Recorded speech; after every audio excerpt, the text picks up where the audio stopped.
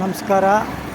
ಈ ಹೆಣ್ಮಗು ಯಾವ ಥರ ಕಷ್ಟ ಬಿದ್ದು ಜೀವನ ಮಾಡೋದಕ್ಕೆ ನಮ್ಮ ಭಾರತ ದೇಶದಲ್ಲಿ ಇಂಥದ್ದು ಸುಮಾರು ಹೆಣ್ಮಕ್ಳಿಗೆ ಅನ್ಯಾಯ ಆಗ್ತಾಯಿದೆ. ಮದುವೆ ಮಾಡ್ಕೊಳ್ಳೋದು, ಕೆಲವು ದಿವಸ ಇಟ್ಕೊಂಡು ಬಿಟ್ಬಿಡೋದು, ಇಲ್ಲದೆಲ್ಲ ತೊಂದರೆ ಮಾಡೋದು ಮಾಡ್ತಾರೆ. ಅದರಿಂದ ಕೇಂದ್ರ ಸರ್ಕಾರ, ಕರ್ನಾಟಕ ಸರ್ಕಾರ ಮತ್ತು ನಮ್ಮ ಭಾರತ ದೇಶದಲ್ಲಿ ಎಲ್ಲ ಸರ್ಕಾರ ಸ್ಟೇಟ್ ಅವರು ಹೆಣ್ಮಕ್ಳಿಗೆ ಅನ್ಯಾಯ ಆಗಬಾರ್ದು. ಮದುವೆ ಆಗಿದ್ಮೇಲೆ ಜೀವನ ಸುಖವಾಗಿ ಚೆನ್ನಾಗಿ ನೋಡಬೇಕು.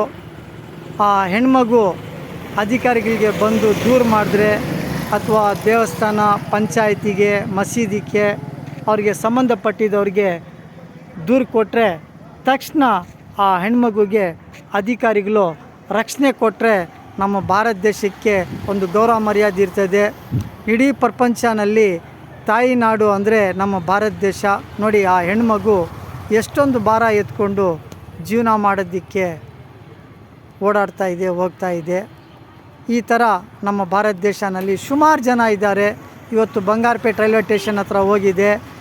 ಚಿಕ್ಕ ಮಕ್ಕಳು, 1 ವರ್ಷ, 2 ವರ್ಷ, 3 ವರ್ಷ, 4 ಮಕ್ಕಳು ಮಾಡಿಬಿಟ್ಟು ಫುಟ್ಪಾತ್ ಮೇಲೆ, ಆ ರೈಲ್ವೆ ಸ್ಟೇಷನ್ ಪ್ಲ್ಯಾಟ್ಫಾರಮ್ ಮೇಲೆ ಬದುಕ್ತಾ ಇದ್ದಾರೆ. ಆ ಮಕ್ಕಳು ರೈಲ್ ಟ್ರ್ಯಾಕ್ಗೆ ಸೇರ್ತಾರೋ ಕೆಳಗಡೆ ಬೀಳ್ತಾರೋ ಹೇಳೋದಕ್ಕಾಗೋದಿಲ್ಲ. ಅದಕ್ಕೋಸ್ಕರ ಹೆಣ್ಮಕ್ಳಿಗೆ ಆಗಿದ್ದಷ್ಟು ರಕ್ಷಣೆ ಕೊಟ್ಟರೆ ತುಂಬ ಒಳ್ಳೆಯದು. ಇಡೀ ಪ್ರಪಂಚನಲ್ಲಿ ನಮ್ಮ ಭಾರತ ದೇಶದಲ್ಲಿ ಮಾತ್ರನೇ ಇರೋದು ಹೆಣ್ಮಕ್ಳಿಗೆ ರಕ್ಷಣೆ. ನಮಸ್ಕಾರ.